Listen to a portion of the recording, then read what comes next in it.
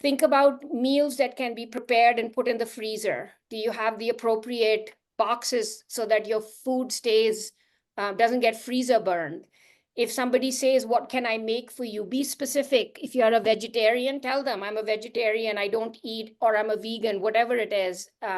This is what would be best for me, and allow people to make food for you so you can actually freeze some meals.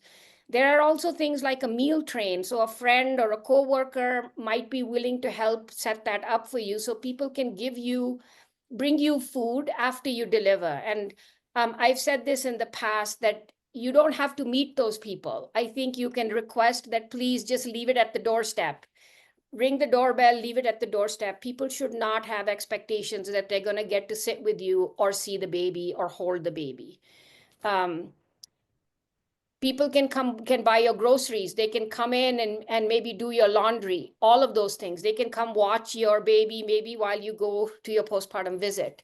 So think about those things and make a list of things that you're going to need and who can help you with what. Stock up on healthy snacks, think about the groceries that you're going to need. And then yes, of course, there are a lot of traditional foods, like the panjiri. My husband enjoyed the entire box of panjiri that was made for me because I did not like the taste of it. So, but it was very nutritious, and I wish I had given it a little bit more thought, and maybe I could have requested some um, components to be removed or added so that it was to my taste. But it's very high in protein. So consider what you might need, and can people and friends and family make that and give it to you at the time of your postpartum period. Okay, so think about what you're going to need both for the baby and yourself after you deliver the baby. That bottle picture is not really an accurate picture because AI would not help me, but there is something called a pericare bottle that most of the time you'll get in the hospital. It's just a bottle that you can fill with water to be able to wash the perineum after you deliver your baby. Take those supplies home with you from the hospital. They'll also give you something called Tux pads and a benzocaine spray, which is a numbing spray if you had a tear and it's really painful in the vaginal area. Take those supplies home with you. Make sure you have ibuprofen and Tylenol or naproxen. These are safe to take when you're breastfeeding. You're going to need pads. You're going to need comfortable clothes. Think about the cribs that you're going to have.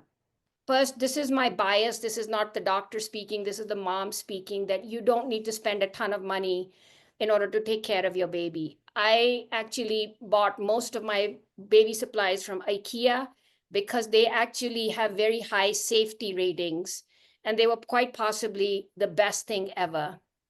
So don't go, you don't have to stress about it if you're financially can't afford it. You can make really good choices about the things you buy for your baby, and not spend a lot of money. My babies just lived in those onesies because they were delivered in summer. There was no need for anything else. And also, if somebody offers to do a baby shower for you, take them up on it. I had no idea about some of the things that I needed that my nurses gave me, and they carried me through probably 6 months to a year after my babies were born. You're going to need your car seat. The car seat needs to be installed correctly. So please think about that how does the car seat need to be installed in your car? Not everybody can do it. Sometimes there are people in your community, like at the fire station, sometimes they will be the ones to install your car seat. At my little rural hospital, we have a person who's actually trained specifically and goes out and installs the car seat so that it's correctly installed.